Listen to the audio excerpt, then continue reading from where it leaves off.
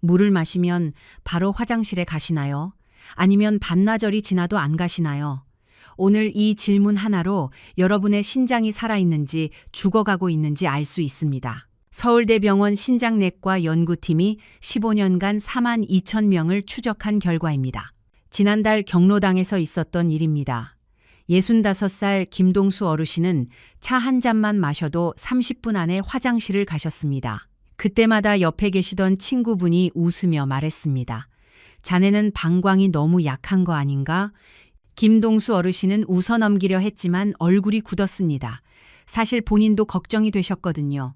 반면 같은 나이의 박민호 어르신은 아침 9시부터 오후 3시까지 6시간 동안 화장실에 한 번도 안 가셨습니다.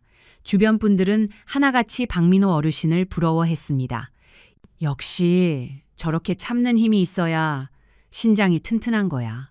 여러분, 어느 분의 신장이 더 건강한 걸까요? 놀라운 사실을 말씀드리겠습니다. 대부분의 사람들이 완전히 반대로 알고 계십니다. 오늘 영상 끝까지 보시면 정답을 아시게 됩니다. 오늘 여러분께 7가지를 알려드리겠습니다. 첫째, 화장실 가는 횟수로 신장 건강을 판단하는 방법입니다. 둘째, 신장이 보내는 위험 신호 7가지입니다. 셋째, 당장 병원에 가야 하는 경우와 지켜봐도 되는 경우입니다. 넷째, 신장을 망가뜨리는 습관 5가지입니다. 다섯째, 신장을 망가뜨리는 음식과 살리는 음식입니다. 여섯째, 신장에 좋은 운동 3가지입니다. 일곱째, 실제 회복 사례입니다. 이 7가지만 기억하시면 됩니다. 끝까지 보시면 여러분의 신장을 지킬 수 있습니다. 자, 먼저 신장이 왜 그렇게 중요한지 알아보겠습니다. 우리 신장은 40년 넘게 쓴 정수기 필터와 같습니다. 새 필터는 미세한 불순물까지 깨끗하게 걸러냅니다. 하지만 오래된 필터는 어떻습니까?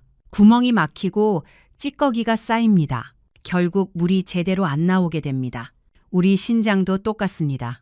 신장 안에는 사구체라는 아주 작은 거름망이 있습니다. 이 거름망이 약 100만 개 있습니다. 이 거름망들이 24시간 쉬지 않고 피를 걸러서 노폐물은 소변으로 내보내고 필요한 영양분은 다시 흡수합니다. 그런데 나이가 들면 어떻게 될까요? 이게 참 안타까운 부분인데요. 이 거름망이 하나둘씩 망가지기 시작합니다. 50대에는 약 10만 개가 기능을 잃습니다. 60대에는 20만 개가 망가집니다. 70대가 되면 30만 개 이상이 제 역할을 못합니다. 질병관리청 2023년 발표에 따르면 60세 이상 한국인 10명 중 4명이 이미 신장기능 저하 상태입니다. 거의 절반에 가까운 분들이 본인도 모르는 사이에 신장이 나빠지고 있는 겁니다. 여러분은 어떠세요? 혹시 요즘 이유 없이 피곤하시진 않으세요? 다리에 힘이 없고 붓는 것 같지 않으세요? 그렇다면 이미 신장에 문제가 생기기 시작한 겁니다. 자, 이제 첫 번째 주제로 들어가겠습니다. 화장실 가는 횟수와 신장 건강의 관계입니다. 대부분 사람들이 소변을 이렇게 생각합니다. 물을 마시면 몸에 잠깐 쌓였다가 그냥 나가는 것이라고요. 하지만 이건 절반만 맞는 이야기입니다.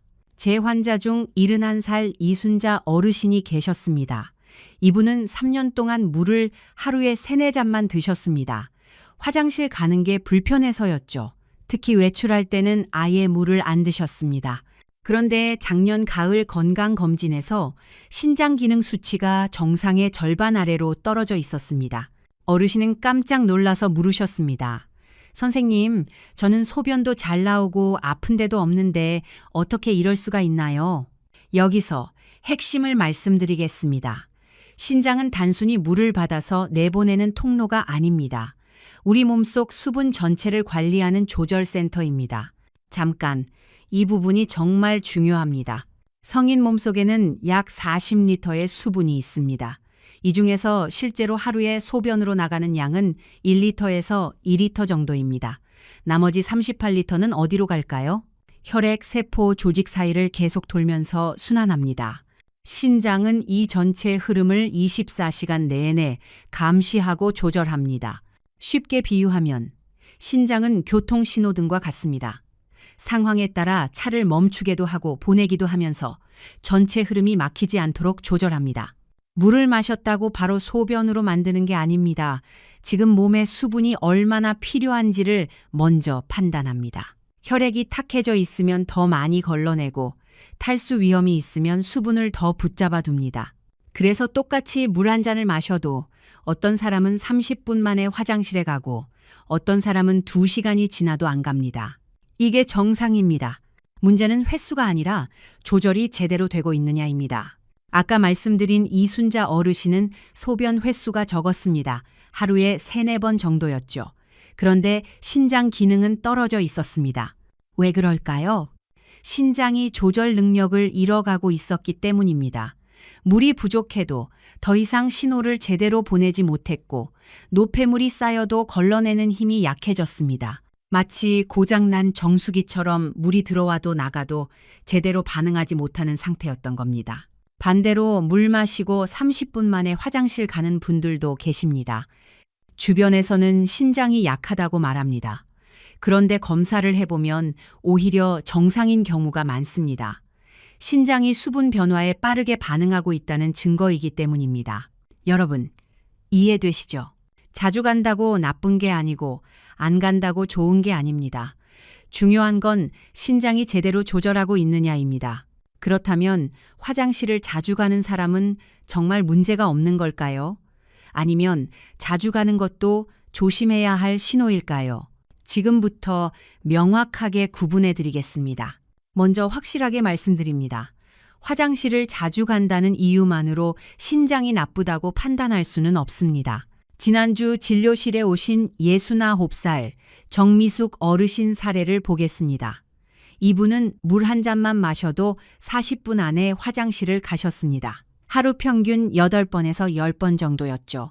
주변에서 계속 신장이 안 좋은 거 아니냐는 말을 들어서 걱정이 많으셨습니다. 그런데 혈액 검사와 소변 검사 결과는 모두 정상이었습니다.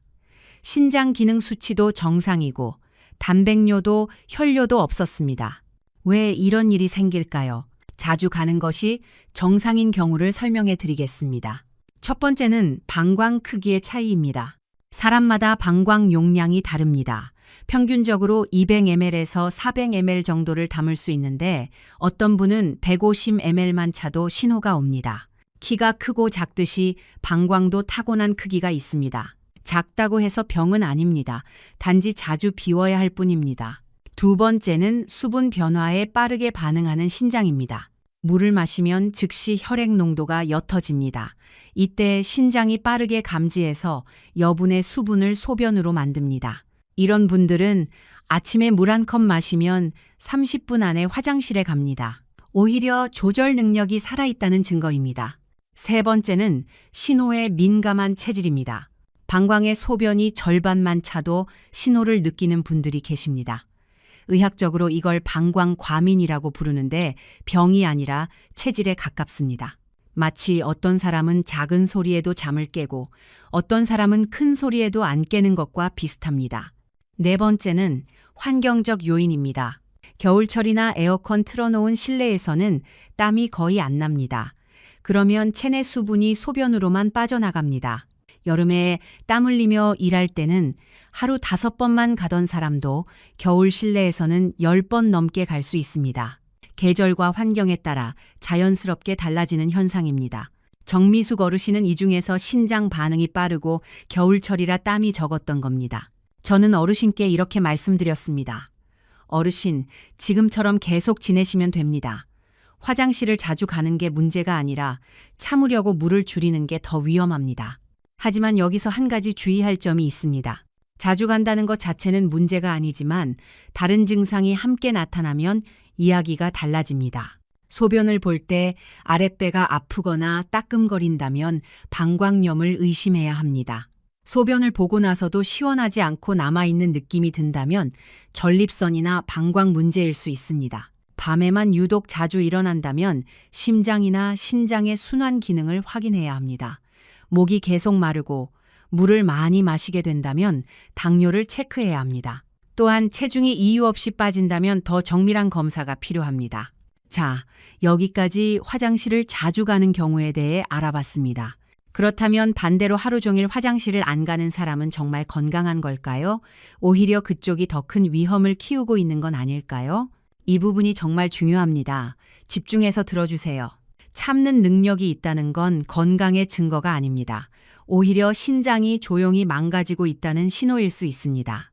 제가 작년에 만난 71살 김철수 어르신 이야기를 해드리겠습니다. 이분은 아침 8시에 물 한 컵 마시고 오후 3시까지 7시간 동안 화장실을 안 가셨습니다. 본인은 자랑스럽게 말씀하셨죠.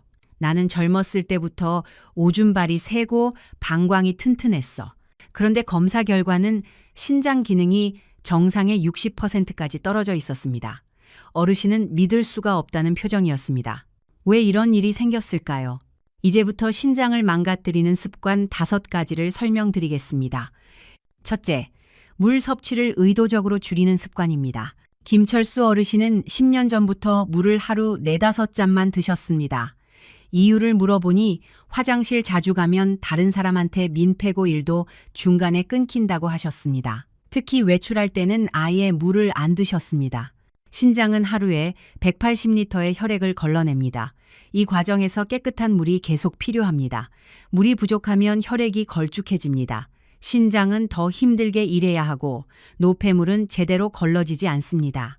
마치 빨래를 할 때 물이 부족하면 세제가 옷에 남듯이 신장도 충분한 물 없이는 제 기능을 못합니다. 둘째, 소변을 반복적으로 참는 습관입니다. 방광에 소변이 차면 신호가 옵니다. 그런데 이걸 무시하고 참으면 방광벽이 늘어납니다. 처음에는 탄력이 있어서 다시 돌아오지만 몇 년씩 참다 보면 방광이 제대로 수축하지 못합니다. 늘어진 고무줄처럼 말이죠. 더 큰 문제는 역류입니다. 방광에 소변이 오래 고여 있으면 압력이 높아집니다. 그러면 소변이 신장 쪽으로 거꾸로 올라갈 수 있습니다. 이게 반복되면 신장 조직이 조금씩 손상됩니다. 본인은 참는 힘이 좋다고 생각하지만 실제로는 신장을 스스로 망가뜨리고 있는 겁니다. 이 부분 좀 더 자세히 설명드릴게요. 우리 몸에는 요관이라는 관이 있습니다. 신장에서 방광으로 소변을 보내는 관이죠. 정상적으로는 소변이 신장에서 방광으로 한 방향으로만 흐릅니다. 그런데 방광 압력이 높아지면 이 방향이 거꾸로 될 수 있습니다. 마치 배수구가 막혔을 때 물이 역류하는 것과 같습니다. 이렇게 역류한 소변에는 세균이나 노폐물이 섞여 있을 수 있습니다.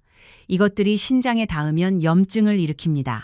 이게 반복되면 신장 조직이 서서히 굳어갑니다. 셋째, 식습관 문제입니다. 특히 짠 음식이 문제입니다. 김철수 어르신은 매 끼니마다 김치찌개, 된장찌개 같은 찌개와 함께 식사를 하고 국물도 다 드셨습니다.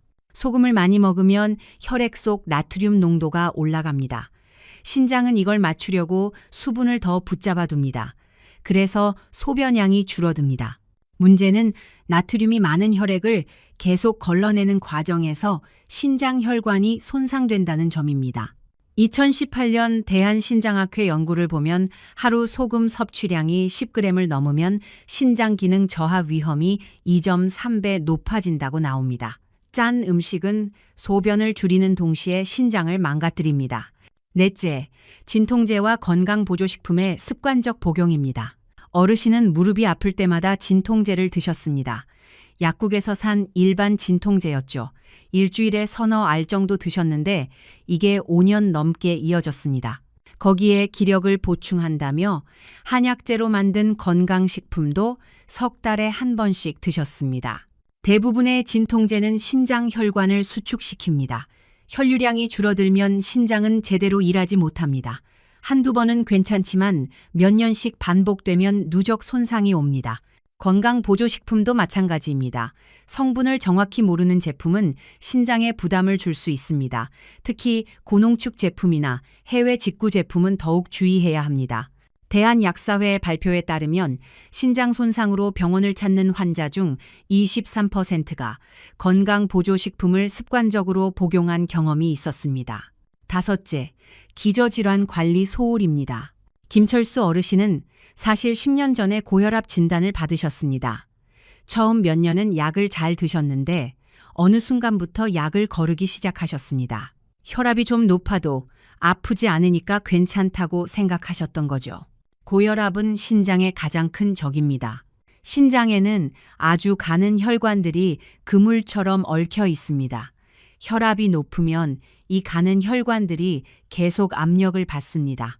10년, 20년 높은 압력을 받으면 혈관벽이 두꺼워지고 굳어집니다. 결국 피가 제대로 흐르지 못하게 됩니다. 대한고혈압학회 발표에 따르면 고혈압 환자가 혈압을 제대로 관리하지 않으면 15년 안에 신장 기능이 정상의 절반 이하로 떨어질 확률이 4배 높아집니다. 김철수 어르신은 물을 줄이고 소변을 참고 짜게 먹고 약을 습관적으로 복용하고 혈압약도 거르셨습니다. 그 결과 신장은 서서히 기능을 잃어갔지만 본인은 전혀 몰랐습니다. 아픈 것도 없었고 소변도 나왔으니까요. 자, 여기까지 신장을 망가뜨리는 습관 5가지를 말씀드렸습니다. 정리하겠습니다. 첫째, 물 섭취를 줄이는 습관. 둘째, 소변을 참는 습관. 셋째, 짜게 먹는 습관. 넷째, 진통제와 건강보조식품을 함부로 먹는 습관. 다섯째, 고혈압, 당뇨 같은 기저질환 관리 소홀. 이 5가지 중에 해당되는 게 있으시면 오늘부터 바꾸셔야 합니다. 그렇다면 신장이 망가지고 있을 때 우리 몸은 정말 아무 신호도 보내지 않는 걸까요? 사실 신호는 있습니다. 단지 우리가 못 알아차릴 뿐입니다. 지금부터 말씀드리는 내용은 꼭 기억해 두시기 바랍니다. 병원 가기 전에 여러분이 직접 확인할 수 있는 위험 신호 7가지입니다. 첫 번째 신호는 소변의 변화입니다. 색깔, 거품, 양을 함께 봐야 합니다. 정상적인 소변은 연한 노란색입니다.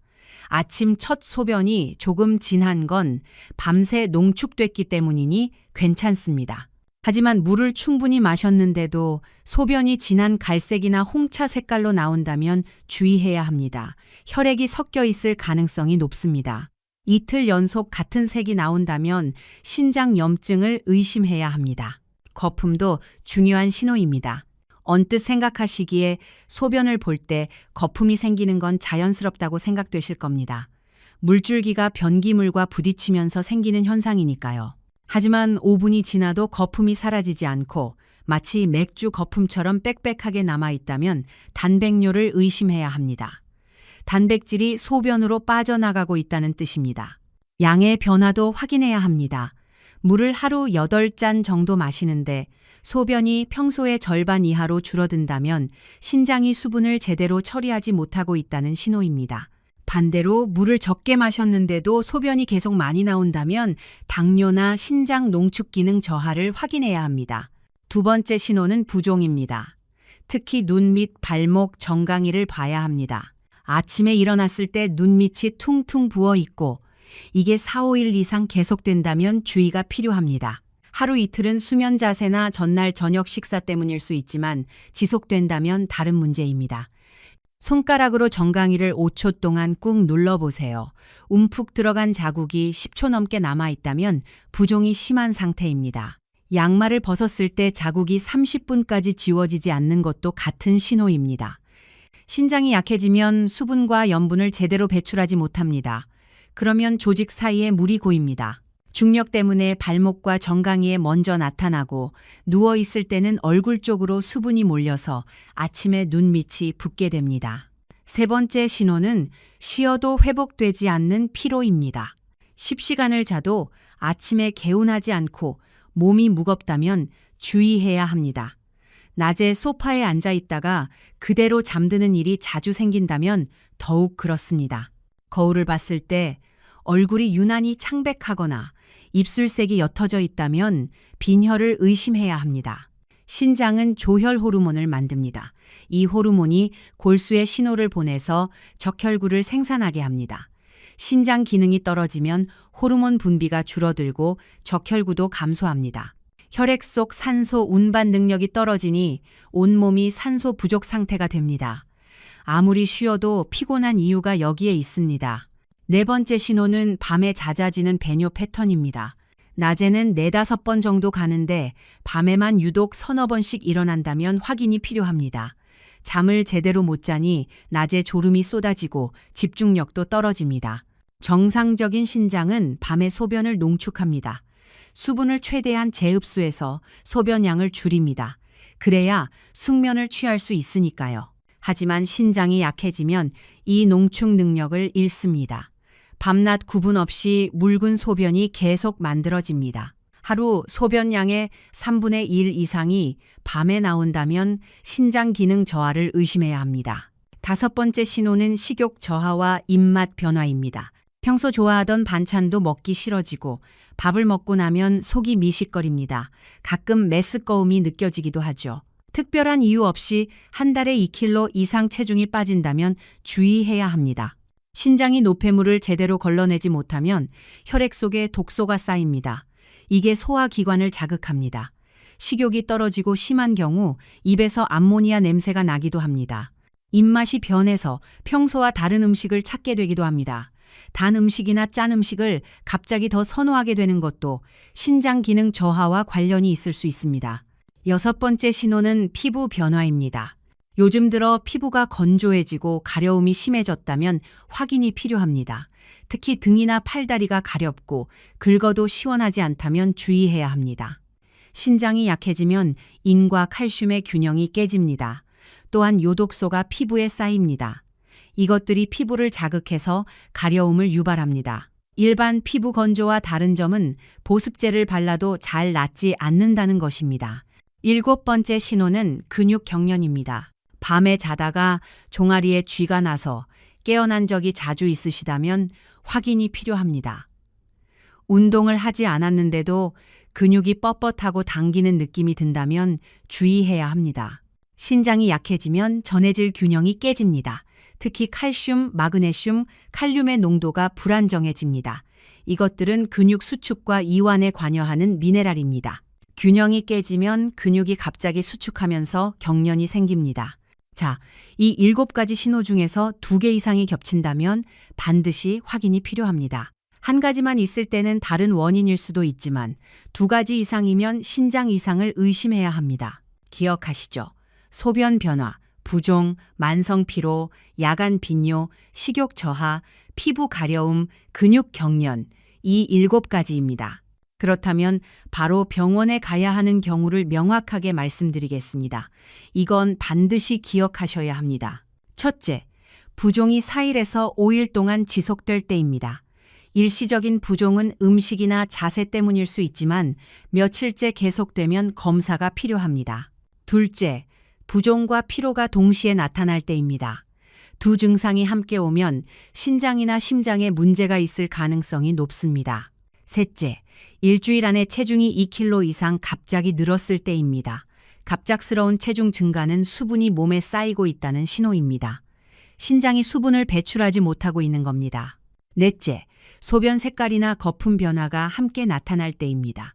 특히 소변에 피가 섞여 나오거나 거품이 오래 남으면 바로 검사를 받으셔야 합니다. 이 4가지 중 하나라도 해당되면 내과를 방문해서 소변 검사와 혈액 검사를 요청하세요. 조기에 발견하면 충분히 회복 가능합니다. 자, 이제 신장을 망가뜨리는 음식과 살리는 음식에 대해 알려드리겠습니다. 많은 분들이 건강에 좋다고 먹는 음식이 오히려 신장을 해치고 있습니다. 먼저 신장을 망가뜨리는 음식 5가지입니다. 첫 번째는 바나나입니다. 여러분, 아침마다 바나나 드시는 분 많으시죠? 변비에도 좋고 칼륨이 풍부해서 건강에 좋다고 알려져 있습니다. 하지만 신장이 약해진 분들에게 바나나는 독입니다. 바나나 한 개에는 칼륨이 약 400mg 들어 있습니다. 건강한 신장은 칼륨을 잘 배출합니다. 하지만 약해진 신장은 그렇지 못합니다. 칼륨이 혈액에 쌓이기 시작합니다. 칼륨 수치가 5.5를 넘으면 위험 신호입니다.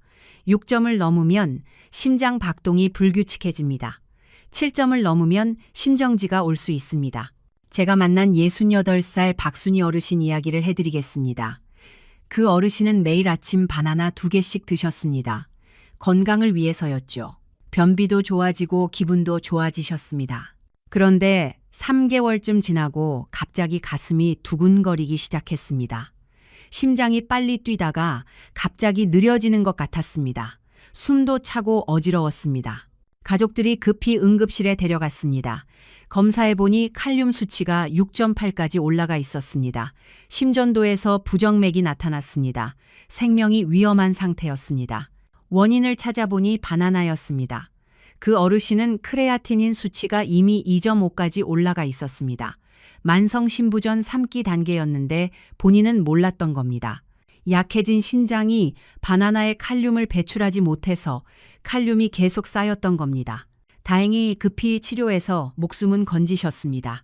하지만 이틀 동안 중환자실에 계셔야 했습니다. 그 어르신은 지금도 그때 일을 떠올리면 무섭다고 하십니다. 건강하려고 먹었던 바나나가 거의 목숨을 앗아갈 뻔했다고.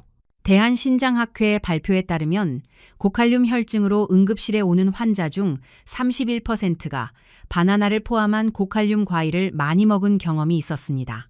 두 번째는 오렌지와 오렌지 주스입니다. 오렌지는 비타민C가 풍부해서 건강에 좋다고 알려져 있습니다. 특히 오렌지 주스는 아침에 한 잔씩 마시면 활력이 생긴다고 생각하는 분들이 많습니다. 하지만 오렌지도 칼륨이 많습니다. 오렌지 한 개에 칼륨이 230mg 정도 들어 있습니다. 문제는 오렌지 주스입니다. 오렌지 주스 한 컵을 만들려면 오렌지 서너 개가 필요합니다. 그러면 칼륨이 거의 1000mg 가까이 들어가는 겁니다. 게다가 시판되는 오렌지 주스는 농축액을 사용하는 경우가 많습니다. 농축 과정에서 칼륨이 더욱 진해집니다. 오렌지 주스 한 잔 마시는 것은 오렌지 4개를 한꺼번에 먹는 것과 같습니다. 세 번째는 감자입니다. 감자는 우리 식탁에서 빠지지 않는 음식이죠.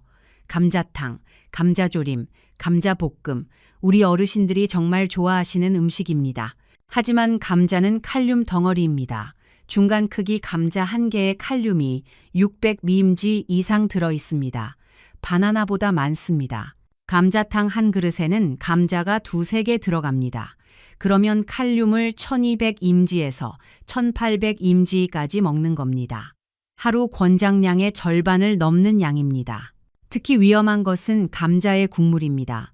감자를 삶으면 칼륨이 국물로 녹아 나옵니다. 감자탕 국물을 밥에 말아 드시면 칼륨을 더 많이 섭취하게 됩니다. 네 번째는 시금치입니다. 시금치는 철분이 풍부해서 빈혈에 좋다고 알려져 있습니다. 특히 어르신들께 추천되는 채소입니다. 하지만 시금치에는 칼륨뿐 아니라 옥살산도 많이 들어 있습니다. 옥살산은 칼슘과 결합해서 신장 결석을 만들 수 있습니다. 시금치 100g의 칼륨이 558mg, 옥살산이 970mg 들어 있습니다. 신장이 약해진 분이 시금치를 많이 드시면 칼륨도 쌓이고 결석 위험도 높아집니다. 이중으로 신장을 공격하는 겁니다. 다섯 번째는 가공육과 젓갈류입니다. 햄, 소시지, 베이컨 같은 가공육에는 나트륨과 인이 많이 들어 있습니다. 특히 인산염이라는 첨가물이 많습니다. 인산염은 음식을 촉촉하게 유지하고 색을 좋게 만드는 첨가물입니다. 하지만 신장이 약해진 분에게는 독입니다. 신장은 인을 배출하는 역할을 합니다. 신장이 약해지면 인이 쌓입니다. 인이 쌓이면 칼슘을 뼈에서 빼앗아갑니다. 결국 골다공증으로 이어집니다. 젓갈류도 마찬가지입니다. 새우젓, 멸치젓, 어리굴젓 모두 나트륨이 매우 높습니다.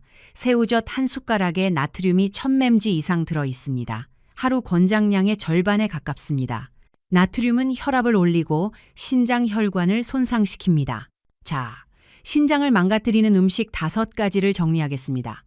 바나나, 오렌지 주스, 감자, 시금치, 가공육과 젓갈입니다. 이 5가지는 건강한 분들에게는 좋은 음식입니다. 하지만 신장이 약해진 분들에게는 독이 됩니다. 그렇다면 신장에 좋은 음식은 뭘까요? 다행히 신장을 보호하고 기능을 유지하는 데 도움이 되는 음식들이 있습니다. 지금부터 5가지를 알려드리겠습니다. 첫 번째는 사과입니다. 사과는 칼륨이 적으면서도 몸에 좋은 성분이 풍부합니다. 중간 크기 사과 한 개의 칼륨이 약 150mg 정도밖에 안 됩니다. 바나나의 3분의 1 수준입니다. 사과에는 펙틴이라는 식이섬유가 풍부합니다. 펙틴은 장에서 콜레스테롤과 독소를 흡착해서 배출합니다. 신장의 부담을 덜어주는 역할을 합니다. 또한 사과에는 퀘르세틴이라는 항산화 성분이 들어 있습니다. 퀘르세틴은 신장 세포를 보호하고 염증을 줄입니다. 하루에 사과 한 개를 껍질째 드시면 좋습니다. 껍질에 퀘르세틴이 더 많이 들어 있습니다. 두 번째는 양배추입니다. 양배추는 칼륨이 적으면서 신장에 좋은 성분이 풍부한 채소입니다. 양배추 100g에 칼륨이 170mg 정도입니다. 양배추에는 비타민 K와 비타민 C가 풍부합니다. 또한 글루코시놀레이트라는 성분이 있어서 몸속 독소를 해독하는 데 도움을 줍니다. 양배추는 우리 몸의 청소부와 같습니다. 독소를 모아서 밖으로 내보내는 역할을 합니다. 신장이 해야 할 일을 도와주는 거죠. 양배추는 살짝 데쳐서 드시면 좋습니다. 생으로 먹으면 소화가 안 될 수 있으니까요. 하루에 양배추 잎 서너 장 정도가 적당합니다. 세 번째는 블루베리입니다. 블루베리는 칼륨이 적으면서 강력한 항산화 작용을 합니다. 블루베리 100g에 칼륨이 77mg밖에 없습니다. 참외나 키위의 5분의 1 수준입니다. 블루베리의 파란색은 안토시아닌이라는 색소입니다. 이 안토시아닌이 강력한 항산화 작용을 합니다. 우리 몸에는 활성산소라는 것이 있습니다. 활성산소는 세포를 공격해서 손상시킵니다. 특히 신장의 사구체는 활성산소에 매우 취약합니다. 안토시아닌은 이 활성산소를 제거합니다. 사구체를 보호하고 염증을 줄입니다. 미국 터프츠 대학교 연구에 따르면 블루베리를 매일 100g씩 12주 동안 먹은 사람들은 신장의 염증 수치가 28% 감소했습니다. 하루에 블루베리 한 줌, 약 100g 정도 드시면 좋습니다. 냉동 블루베리도 효과가 같습니다. 네 번째는 마늘입니다. 마늘은 우리 한국 음식에 빠지지 않는 양념이죠. 마늘에는 알리신이라는 성분이 있습니다. 알리신은 항염증 작용을 하고 혈압을 낮추는 데 도움을 줍니다. 고혈압은 신장의 가장 큰 적입니다. 마늘이 혈압을 낮추면 신장 혈관에 가해지는 압력도 줄어듭니다. 신장 보호 효과가 있는 겁니다. 또한 마늘은 혈액을 맑게 합니다. 혈액이 맑으면 신장이 걸러야 할 노폐물도 줄어듭니다. 하루에 마늘 2-3쪽 정도 드시면 좋습니다. 익혀서 드시면 자극이 적습니다. 다섯 번째는 달걀 흰자입니다. 신장이 약해진 분들은 단백질 섭취를 조심해야 합니다. 단백질을 많이 먹으면 노폐물이 많이 생기고 신장이 더 힘들게 일해야 하기 때문입니다. 하지만 단백질을 아예 안 먹을 수는 없습니다. 근육을 유지하려면 단백질이 필요합니다. 이때 좋은 것이 달걀 흰자입니다. 달걀 흰자는 고품질 단백질이면서 칼륨과 인이 적습니다. 달걀 흰자 2개에 단백질이 7g 들어있지만 칼륨은 100mg 정도밖에 안 됩니다. 달걀 노른자에는 인이 많이 들어있습니다. 그래서 신장이 약해진 분들은 노른자를 빼고 흰자만 드시는 게 좋습니다. 하루에 달걀 흰자 2-3개 정도가 적당합니다. 삶아서 드시거나 찜으로 드시면 좋습니다. 자, 신장에 좋은 음식 5가지를 정리하겠습니다. 사과, 양배추, 블루베리, 마늘, 달걀, 흰자입니다. 이 5가지는 칼륨이 적으면서 신장을 보호하는 성분이 풍부합니다. 오늘부터 식단에 넣어보세요. 자, 이제 신장에 좋은 운동에 대해 알려드리겠습니다. 많은 분들이 운동이 좋다는 건 아시지만 어떤 운동을 어떻게 해야 하는지는 잘 모르십니다. 신장이 약해진 분들이 해도 되는 운동과 하면 안 되는 운동이 있습니다. 먼저 신장에 좋은 운동 3가지를 알려드리겠습니다. 첫 번째는 걷기입니다. 걷기는 가장 안전하고 효과적인 운동입니다. 심장 박동수를 적당히 올려서 혈액순환을 개선합니다. 신장에 가는 혈류량이 늘어나면 신장이 더 효율적으로 일할 수 있습니다. 하루에 30분, 일주일에 5일 정도 걸으시면 됩니다. 한 번에 30분이 힘드시면 10분씩 3번 나눠서 걸으셔도 됩니다. 중요한 건 속도입니다. 너무 빨리 걸으면 심장에 부담이 갑니다. 옆 사람과 대화할 수 있을 정도의 속도가 적당합니다. 숨이 차서 말을 못할 정도면 너무 빠른 겁니다. 걷기에 좋은 점은 돈이 안 든다는 겁니다. 운동화만 있으면 됩니다. 동네 공원에서, 아파트 단지에서, 마트 가실 때 걸어서 어디서든 할 수 있습니다. 대한신장학회 연구에 따르면 만성 신부전 환자가 하루 30분씩 걷기를 6개월 동안 실천했을 때 사구체 여과율이 평균 8% 개선되었습니다. 두 번째는 스트레칭입니다. 스트레칭은 근육을 이완시키고 혈액순환을 돕습니다. 특히 아침에 일어나서 가볍게 스트레칭을 하면 밤새 굳어있던 근육이 풀리면서 혈액이 잘 돕니다. 목, 어깨, 허리, 다리 순서로 천천히 스트레칭 하시면 됩니다. 한 동작당 15초에서 20초 정도 유지하세요. 갑자기 힘을 주지 마시고 천천히 늘려주세요. 매일 아침 10분만 투자하시면 됩니다. 침대에서 일어나기 전에 누운 상태로 시작하셔도 좋습니다.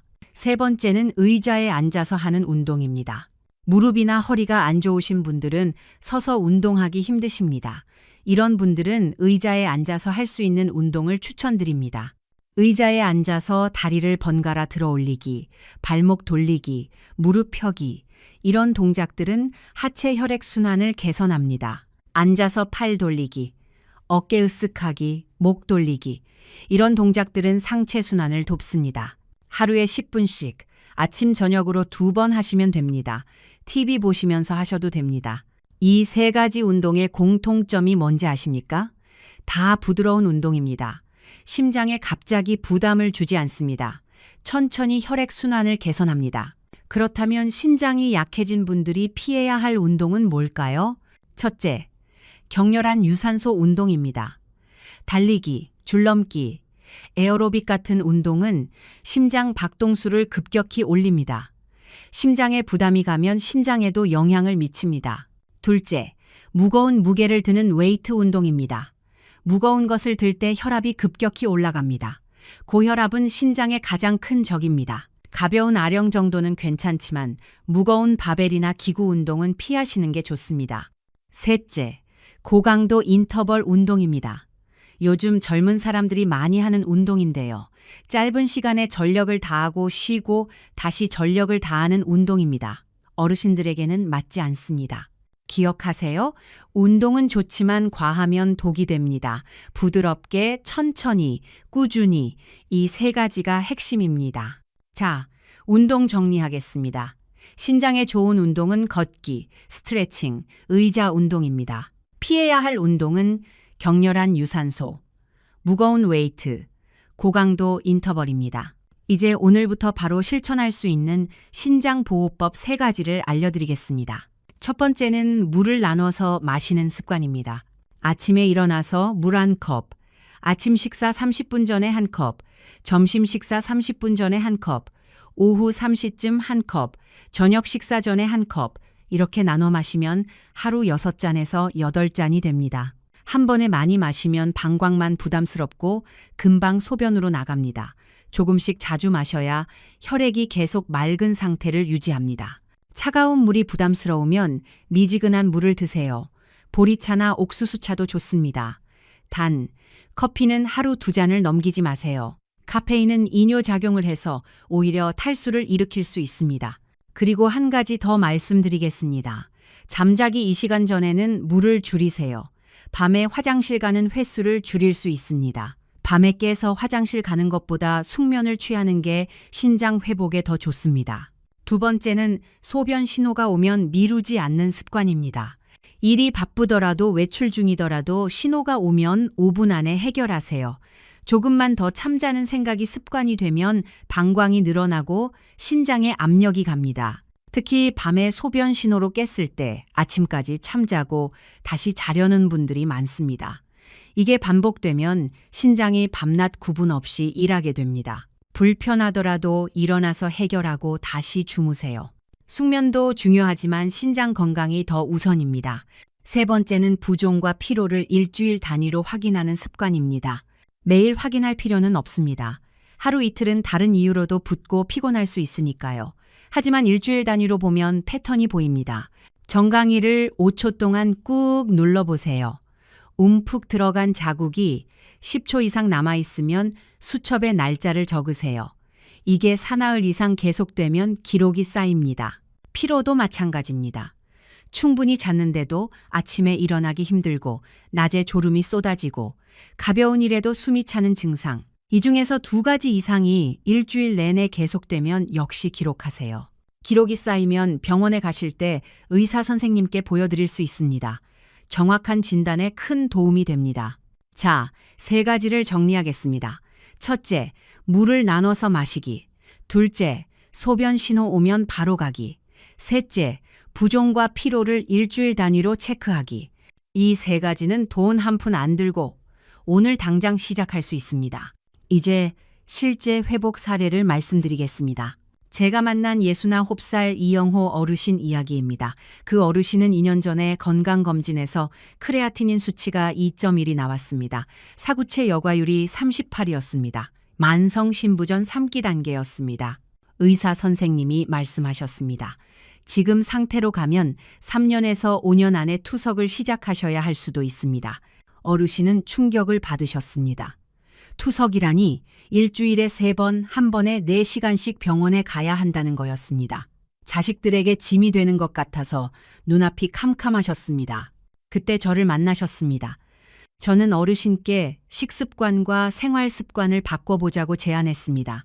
약도 중요하지만 생활 습관이 더 중요하다고 말씀드렸습니다. 어르신은 제 말씀대로 실천하셨습니다. 먼저 물을 나눠서 마시기 시작하셨습니다. 아침에 한 잔, 점심 전에 한 잔, 오후에 한 잔, 저녁 전에 한 잔, 하루 6잔에서 7잔을 드셨습니다. 바나나와 오렌지 주스를 끊으셨습니다. 대신 사과와 블루베리를 드시기 시작하셨습니다. 매일 사과 반 개와 블루베리 한 줌을 드셨습니다. 음식에 국물을 절반 이상 남기셨습니다. 처음 2주는 정말 힘드셨다고 합니다. 밥맛이 없고 음식이 맛없게 느껴지셨대요. 하지만 참으셨습니다. 3주가 지나니까 싱거운 맛에 적응이 되셨습니다. 진통제를 끊으셨습니다. 무릎이 아플 때마다 진통제를 드시던 습관을 바꾸셨습니다. 대신 찜질과 가벼운 스트레칭으로 대체하셨습니다. 매일 30분씩 걷기 시작하셨습니다. 처음에는 10분도 힘드셨습니다. 하지만 매일 조금씩 늘려나가셨습니다. 한 달 후에는 30분을 무리 없이 걸으실 수 있게 되었습니다. 소변 신호가 오면 바로 화장실에 가셨습니다. 참지 않으셨습니다. 3개월 후 검사를 했습니다. 크레아티닌 수치가 1.9로 떨어졌습니다. 6개월 후에는 1.7로 떨어졌습니다. 사구체 여과율이 38에서 45로 올라갔습니다. 의사 선생님도 놀라셨습니다. 보통 만성 신부전은 좋아지지 않습니다. 현상 유지만 해도 다행입니다. 그런데 이 어르신은 오히려 좋아졌습니다. 지금 2년이 지났습니다. 이영호 어르신의 크레아티닌 수치는 1.6으로 안정되어 있습니다. 투석 얘기는 더 이상 안 나옵니다. 어르신은 지금도 매일 사과 반 개와 블루베리를 드시고 물을 나눠 마시고 국물을 남기십니다. 매일 30분씩 동네를 걸으십니다. 어르신은 이렇게 말씀하십니다. 선생님이 알려주신 대로 하니까 몸이 달라졌어요. 이제 손주들하고 공원에서 뛰어놀 수 있어요. 감사합니다. 또 한 분 이야기를 더 해드리겠습니다. 72살 최정희 어르신입니다. 이분은 당뇨와 고혈압을 20년 동안 앓고 계셨습니다. 3년 전에 신장 기능 검사에서 크레아티닌 수치가 2.8이 나왔습니다. 사구체 여과율이 25였습니다. 만성 신부전 4기 단계였습니다. 의사 선생님은 투석을 준비하라고 하셨습니다. 1년 안에 투석을 시작해야 할 수도 있다고 하셨습니다. 어르신은 눈앞이 캄캄하셨습니다. 평생 약 먹고 주사 맞으며 살았는데 이제 투석까지 해야 한다니 자식들에게 짐이 되기 싫었습니다. 저는 어르신께 식습관과 운동을 바꾸면 투석을 늦출 수 있다고 말씀드렸습니다. 완전히 회복은 어렵지만 지금 상태를 유지하거나 조금이라도 좋아질 수 있다고요. 어르신은 정말 열심히 실천하셨습니다. 바나나, 오렌지, 감자, 시금치를 완전히 끊으셨습니다. 대신 사과, 양배추, 블루베리, 마늘을 매일 드셨습니다. 국물은 거의 안 드셨습니다. 찌개보다 나물 반찬 위주로 식단을 바꾸셨습니다. 처음에는 맛이 없어서 힘드셨지만 한 달 지나니까 적응이 되셨습니다. 하루에 20분씩 의자에 앉아서 운동을 하셨습니다. 무릎이 안 좋아서 걷기가 힘드셨거든요. 아침에 10분, 저녁에 10분. 다리 들어 올리기, 발목 돌리기, 팔 돌리기.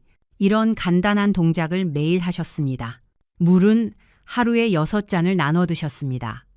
커피는 완전히 끊으셨습니다. 6개월 후 검사 결과가 나왔습니다. 크레아티닌 수치가 2.5로 떨어졌습니다. 사구체 여과율이 25에서 28로 올라갔습니다. 의사 선생님이 놀라셨습니다. 사기 환자가 좋아진 경우는 정말 드문 일이라고 하셨습니다. 1년이 지났습니다. 크레아티닌 수치는 2.4로 유지되고 있습니다. 투석 얘기는 더 이상 안 나옵니다. 어르신은 지금도 식습관과 운동을 철저히 지키고 계십니다. 어르신은 이렇게 말씀하십니다. 투석 안 하고 살 수 있다는 게 얼마나 감사한지 몰라요. 손주들한테 짐이 안 되어서 다행이에요. 제가 드리고 싶은 말씀은 이겁니다. 늦지 않았습니다. 지금 시작하시면 됩니다. 신장은 다른 장기와 달리 회복력이 있습니다. 완전히 망가지기 전에 관리하시면 기능을 유지할 수 있습니다. 심지어 좋아질 수도 있습니다. 오늘 알려드린 것들 실천하세요. 물 나눠 마시기, 소변 참지 않기, 바나나와 오렌지 주스 줄이기, 사과와 블루베리 먹기, 국물 남기기, 매일 걷기. 이게 전부입니다. 돈 드는 것도 아니고 특별한 약을 먹는 것도 아닙니다. 일상에서 조금만 바꾸시면 됩니다. 여기서 한 가지 더 중요한 말씀을 드리겠습니다. 우리 어르신들께서 가장 걱정하시는 게 뭔지 아십니까? 자식들에게 짐이 되는 것입니다. 병원에 자주 다니면 아들, 딸이 걱정하고 투석이라도 받게 되면 가족 모두가 힘들어집니다. 그래서 괜히 병원 가기 싫고 검사 받기도 두려우신 거 아닙니까? 저는 이해합니다. 우리 세대가 다 그렇습니다. 자식 키우느라 내 건강은 뒤로 했습니다. 이제야 좀 쉬나 했더니 몸 여기저기서 신호가 옵니다. 하지만 지금 관리하시면 됩니다. 아직 늦지 않았습니다. 오늘 알려드린 것들 실천하시면 신장을 지킬 수 있습니다. 건강하게 손주들과 더 오래 놀아주실 수 있습니다. 가족 여행도 가실 수 있습니다. 그게 진짜 효도 아닙니까? 건강하게 오래 사는 것, 자식들 걱정 안 끼치는 것. 우리 함께 건강해집시다. 우리 모두 손주들하고 오래오래 놀아줍시다. 자식들 걱정 안 끼치고 건강하게 삽시다. 그게 진짜 효도입니다. 동의보감에 이런 말이 있습니다. 소변 분리자 병지조야. 소변이 제대로 나오지 않으면 모든 병의 조짐이라는 뜻입니다. 조상들도 이미 알고 있었습니다. 소변은 단순한 배설이 아니라 건강을 비추는 거울이라는 사실을 말입니다. 오늘부터 꼭 시작하세요. 내일이 아니라 지금 이 순간부터입니다. 물 한 잔을 마시고 소변 신호가 오면 바로 가고 정강이를 한번 눌러보세요. 이 작은 습관이 10년 뒤에 신장을 지킵니다. 자, 오늘 말씀드린 내용을 마지막으로 정리하겠습니다. 첫째, 화장실 가는 횟수로 신장을 판단하지 마세요. 자주 간다고 나쁜 게 아니고 안 간다고 좋은 게 아닙니다. 중요한 건 신장의 조절 능력입니다. 둘째, 신장의 위험 신호 7가지를 기억하세요. 소변 변화, 부종, 만성 피로, 야간 빈뇨, 식욕 저하, 피부 가려움, 근육 경련입니다. 셋째, 2개 이상 증상이 겹치거나 부종이 며칠째 계속되면 병원에 가세요. 넷째, 신장을 망가뜨리는 습관 5가지를 피하세요. 물 줄이기, 소변 참기, 짜게 먹기, 약 함부로 먹기, 기저질환 관리 소홀입니다. 다섯째, 신장을 망가뜨리는 음식을 줄이세요. 바나나, 오렌지 주스, 감자, 시금치, 가공육입니다.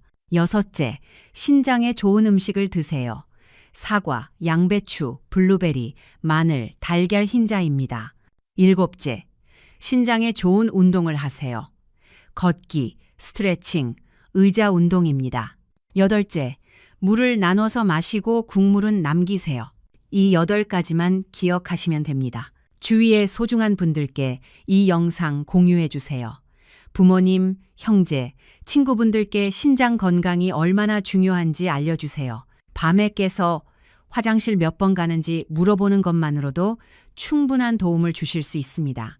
오늘 영상이 도움이 되셨다면 좋아요 버튼과 구독 버튼 한번 눌러주시면 정말 감사하겠습니다. 알림 설정까지 해두시면 앞으로 여러분의 건강을 지킬 더 많은 정보를 받아보실 수 있습니다. 여러분의 응원이 광고나 협찬 없이 오직 건강 정보만을 전하는 힘이 됩니다. 저는 여러분을 진심으로 응원합니다. 여러분의 건강한 노후를, 가족과 함께하는 행복한 시간을, 밝은 미소가 가득한 매일을 기원합니다. 다음 영상에서 또 만나 뵙겠습니다. 건강하세요. 감사합니다.